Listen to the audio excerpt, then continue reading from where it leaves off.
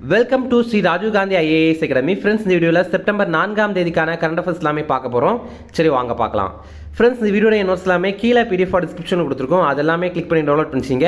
அப்புறம் நம்ம Telegram group லிங்க்மே கீழே டிஸ்கிரிப்ஷன் கொடுத்துருக்கோம். அதிலேயுமே கிளிக் பண்ணி ஜாயின் பண்ணிங்க.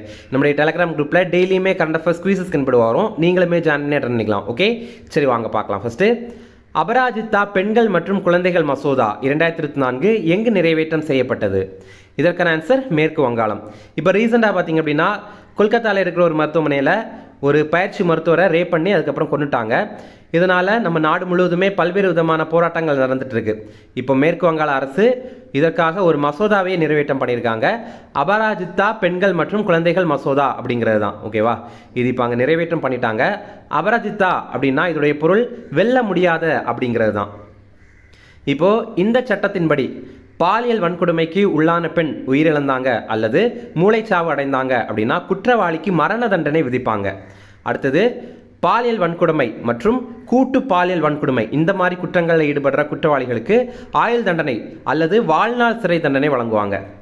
அடுத்தது, ஒரு முறை பாலியல் வன்கொடுமை வழக்கில் தண்டனை பெற்றவங்க மீண்டும் அதே குற்றத்தை பண்ணாங்க அப்படின்னா அவங்களுக்கு கடுமையான அபராதம் விதிப்பாங்க, கூடவே மரண தண்டனை விதிப்பாங்க.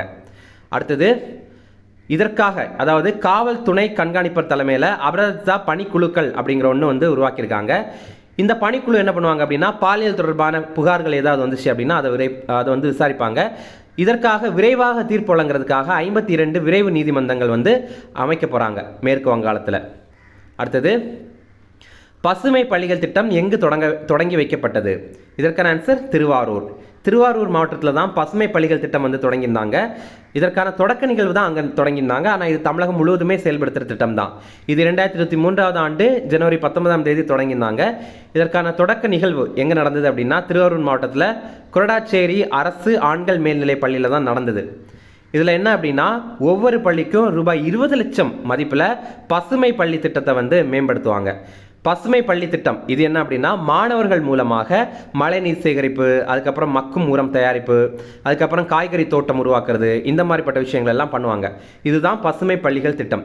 ஓகே, இந்த திட்டம் எப்படி செயல்படுத்துகிறாங்க அப்படின்னு பார்த்தீங்கன்னா 2022-23 அதுக்கப்புறம் 2023-24 கல்வியாண்டுகளில் 71 பள்ளிகள் இதில் தேர்வு பண்ணி இந்த திட்டத்தை செயல்படுத்திட்டு இருந்தாங்க.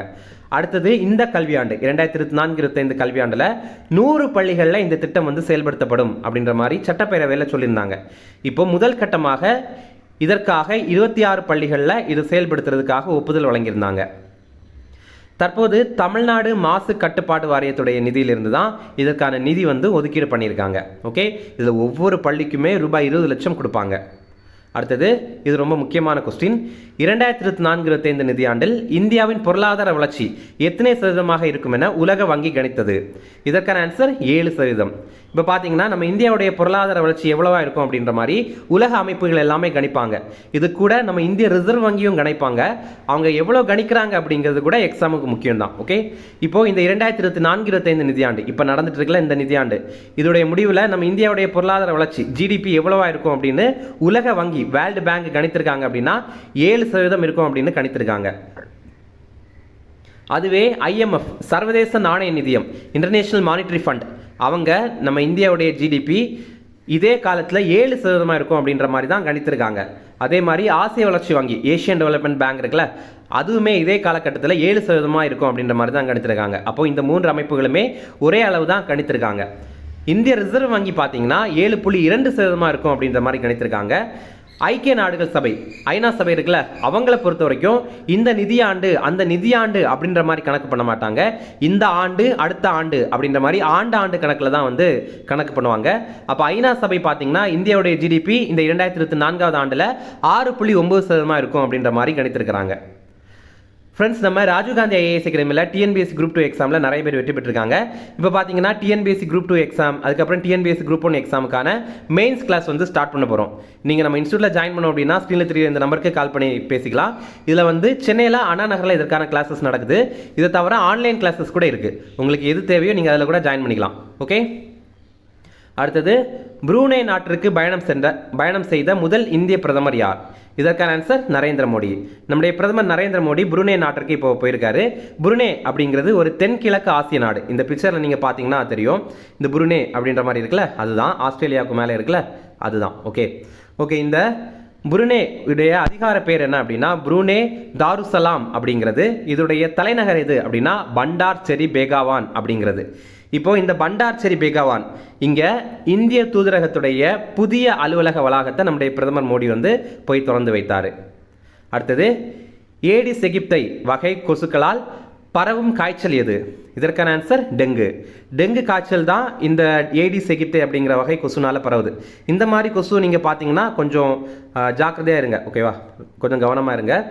ஓகே, இதை பரப்புற கொசு, இந்த டெங்கு நோயை பரப்புற கொசு எது அப்படின்னா ஏடிஸ் எகிப்தை அப்படிங்கிறது. இந்த நோய் வந்து டெங்கு வைரஸால் உருவாகுது. இப்போது நம்ம எக்ஸாமில் கேட்குறாங்க டெங்கு நோய் எந்த வைரஸால் உருவாகுது அப்படின்னா அது டெங்கு வைரஸால் தான் உருவாகுது, ஓகேவா? அதுதான் ஆன்சரே. ஓகே, இப்போது எதனால் இதை நம்ம பார்க்குறோம் அப்படின்னா தமிழகத்தில் இந்த டெங்கு ரொம்ப வேகமாக வந்து பரவிட்டு இருக்கு.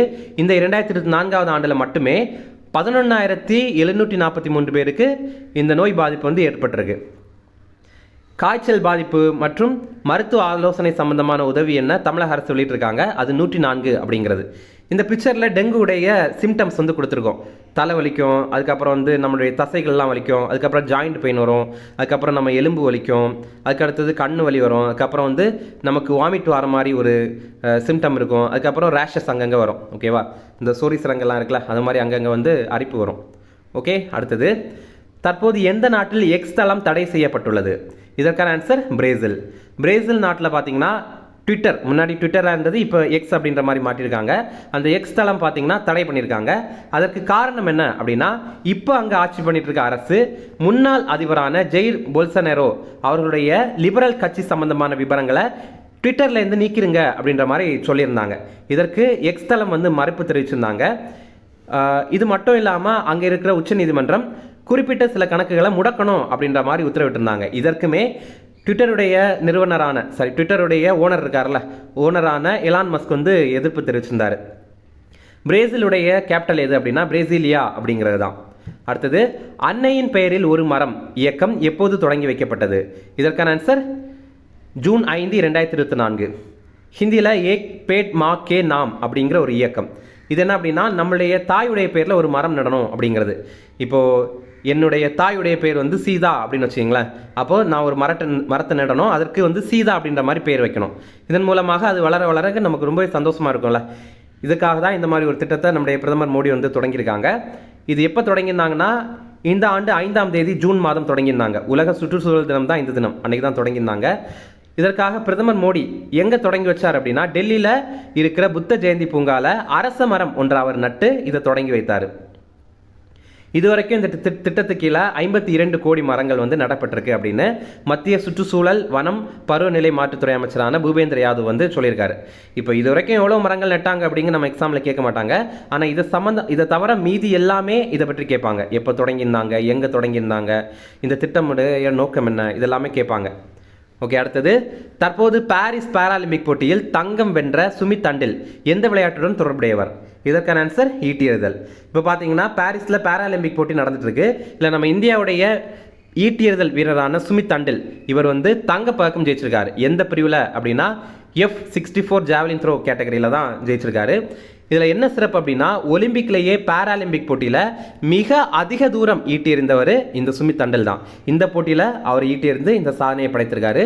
70.59 மீட்டருக்கு தான் ஈட்டி எறிந்திருக்காரு. ஓகே, இதே மாதிரி உலக அளவில் இந்த சாதனையை படைத்தது யார் அப்படின்னாலுமே அதுவுமே சுமித் தண்டில் அவர்கள் தான். அவர் இதுக்கு முன்னாடி 73.29 மீட்டர் தூரத்திற்கு ஈட்டி எறிதல் பண்ணி சாதனை படைத்திருக்காரு. இப்போது ஏற்கனவே போன முறை நடந்த ஒலிம்பிக் போட்டியிலேயே இவர் வந்து தங்கம் ஜெயிச்சிருந்தார்.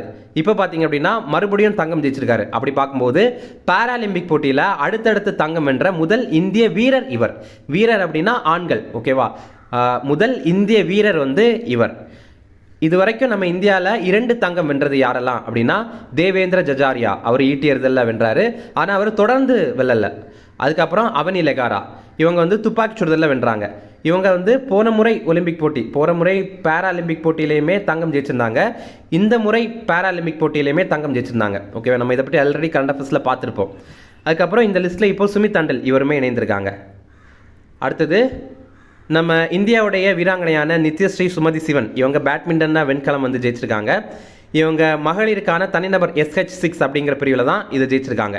இவங்க நம்ம தமிழ்நாட்டை சேர்ந்தவங்க. இந்த பிக்சரில் மேலே இருக்கிறாங்கல்ல, இவங்க தான். இவங்க அதே மாதிரி நம்ம இந்தியாவுடைய ஷீதல் தேவி மற்றும் ராகேஷ் குமார், இவங்க வில்வித்தையில் வெண்கல பதக்கம் ஜெயிச்சிருக்காங்க. இவங்க எந்த பிரிவில் ஜெயிச்சாங்க அப்படின்னா காம்பவுண்ட் கலப்பு இரட்டையர் பிரிவில் தான் ஜெயிச்சிருக்காங்க. Mixed team category, mixed team அதாவது கலப்பு இரட்டையர் அப்படின்னா ஒரு ஆண் ஒரு பெண் 2 பேரும் இணைந்து விளையாடுறது. ஓகே, இதை தவிர தீப்தி ஜீவன், இவங்க பார்த்தீங்கன்னா தடகளத்தில் வெண்கல பதக்கம் ஜெயிச்சிருக்காங்க. இவங்க மகளிருக்கான 400 மீட்டர் T20 அப்படிங்கிற ஓட்டப்பந்தயத்தில் தான் இந்த பதக்கத்தை ஜெயிச்சிருக்காங்க. அடுத்தது, தற்போது வெளியிடப்பட்ட உச்சநீதிமன்றத்தின் புதிய கொடியின் நிறம் என்ன? இதற்கான ஆன்சர் நீலம். இப்போ உச்சநீதிமன்றத்திற்காக புதிதாக ஒரு கொடி வந்து டிசைன் பண்ணி வெளியிட்டிருக்காங்க. இதுதான் அந்த கொடி. இதில் பாருங்கள், இதில் வந்து ஹிந்தியில் ஒன்று எழுதியிருக்காங்க, அதை பற்றி நம்ம பார்க்கலாம். சமஸ்கிருதத்தில் ஒன்று எழுதியிருக்காங்க, அதை பற்றி பார்க்கலாம். அதை தவிர பார்த்தீங்கன்னா அசோக சக்கரம் இருக்குது, அதுக்கப்புறம் வந்து உச்சநீதிமன்றத்துடைய பில்டிங் இருக்குது, அதுக்கப்புறம் வந்து நம்ம அரசியலமைப்பு புத்தகம் இருக்குல்ல, அதுவுமே இருக்குது. ஓகே, இது என்னென்ன இருக்குது அப்படிங்கிற நம்ம தெளிவாக பார்க்கலாம். இப்போ உச்சநீதிமன்றத்துடைய புதிய கொடி மற்றும் அடையாள சின்னத்தை வந்து அறிமுகம் பண்ணியிருக்காங்க. இந்த புதிய கொடியில் என்னென்ன இருக்குது அப்படின்னா அசோக சக்கரம் இருக்குது, உச்சநீதிமன்ற கட்டடம் இருக்குது, அதுக்கப்புறம் இந்திய அரசியலமைப்பு கூட இதில் இடம்பெற்றிருக்கு. இதில் சமஸ்கிருத வாக்கியம் ஒன்று இருக்குது அப்படின்னு சொல்லியிருந்தோம்ல, அது என்ன அப்படின்னா ஏதோ தர்மசஸ்தோ ஜெயா அப்படிங்கிறது. அப்படின்னா என்ன அர்த்தம் அப்படின்னா எங்கே தர்மம் இருக்கிறதோ அங்கே வெற்றி இருக்கிறது அப்படிங்கிறது தான். இங்கிலீஷில் where there is dharma there is victory அப்படிங்கிறது தான். ஓகே, இப்போது மாவட்ட நீதிபதிகளுடைய தேசிய மாநாடு டெல்லியில் நடந்தது, அதில் தான் இதை வந்து வெளியிட்டிருந்தாங்க. இதே மாதிரி உச்சநீதிமன்றத்துடைய 75வது ஆண்டு நினைவுக்காக 75 ரூபாய் நாணயத்தை வந்து ரீசெண்டாக வெளியிட்டிருந்தாங்க. அதை நம்ம கரண்ட் அஃபேர்ஸில் பார்த்துருப்போம்.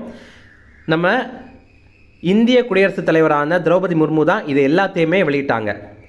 இப்போ அவங்க ரீசெண்டாக ஒரு உரையில் கருப்பு கோட் நோய்க்குறி பற்றி பேசியிருந்தாங்க. இங்கிலீஷில் கோர்ட் ரூம் சிண்ட்ரோம் அல்லது பிளாக் ரோப் சிண்ட்ரோம் அப்படிங்கிறது.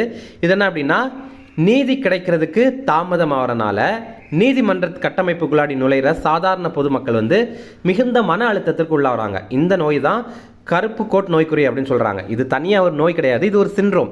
இப்படியெல்லாம் இருக்கும் அப்படிங்கிறது. ஓகேவா, சிலருக்கு வந்து ரொம்ப உயரமான இடத்த பார்த்தா வந்து பயமாக இருக்கும், சிலருக்கு வந்து சின்ன ரூம்குள்ளாடி போகும்போது பயமாக இருக்கும், மூச்சு முட்டுற மாதிரி அவங்களுக்கு ஃபீலாக இருக்கும்.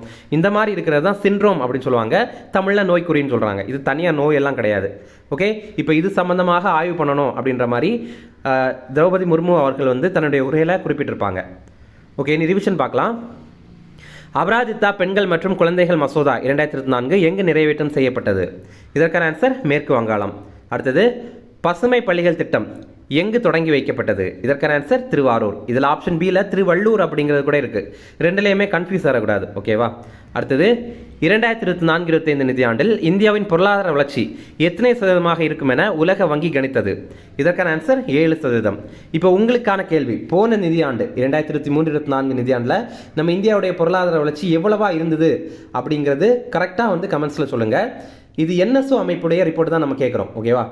இந்த மாதிரி உலக அமைப்புகள் கணித்ததை நம்ம கேட்கல, தேசிய புள்ளியியல் அலுவலகம் வந்து சொன்ன ரிப்போர்ட்டை தான் நம்ம கேட்குறோம். ஏன்னா அதுதான் எக்ஸாமில் மெயினாக கேட்பாங்க.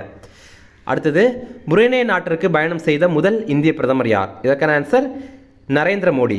அடுத்தது, ஏடிஸ் எஜிப்தை வகை கொசுக்களால் பரவும் நோய் எது? பரவும் காய்ச்சல் எது? இதற்கான ஆன்சர் டெங்கு. அடுத்தது, தற்போது எந்த நாட்டில் எக்ஸ் தளம் தடை செய்யப்பட்டுள்ளது? இதற்கான ஆன்சர் பிரேசில். அடுத்தது, அன்னையின் பெயரில் ஒரு மரம் இயக்கம் எப்போது தொடங்கப்பட்டது? இதற்கான ஆன்சர் ஜூன் 5, 2024. அடுத்தது, தற்போது பாரிஸ் பாராலிம்பிக் போட்டியில் தங்கம் வென்ற சுமித் தண்டல் எந்த விளையாட்டுடன் தொடர்புடையவர்? இதற்கான ஆன்சர் ஈட்டி எறிதல். அடுத்தது, தற்போது வெளியிடப்பட்ட உச்சநீதிமன்றத்தின் புதிய கொடியின் நிறம் என்ன? இதற்கான ஆன்சர் நீலம். அவ்வளோதான் ஃப்ரெண்ட்ஸ். இந்த வீடியோ பிடிச்சிருந்தா கண்டிப்பாக லைக் பண்ணுங்கள். நம்முடைய சேனலுக்கு சப்ஸ்கிரைப் பண்ணி வச்சிங்க. நம்முடைய டெலகிராம் குரூப்லேயுமே ஜாயின் பண்ணிங்க. அதில் வந்து டெய்லியுமே டெஸ்ட்டு கண்டக்ட் பண்ணிட்டு இருக்கோம். இந்த வீடியோ பிடிச்சிருந்தா கண்டிப்பாக லைக் பண்ணுங்கள், உங்களுடைய நண்பர்களுக்கு ஷேர் பண்ணுங்கள். தேங்க்யூ. சென்னை ஸ்ரீ ராஜீவ் காந்தி IAS அகாடமியில UPSC, TNPSC Group 1, Group 2 மற்றும் TNPSC civil judge, APP exam உட்பட police sub inspector, field surveyor, land draftsman ஆகிய பணிகளுக்கான சிறப்பு கோச்சிங்ல ஜாயின் பண்ணுங்க. 100% பாஸ் பண்ணுங்க, அரசு அதிகாரி ஆயிடுங்க.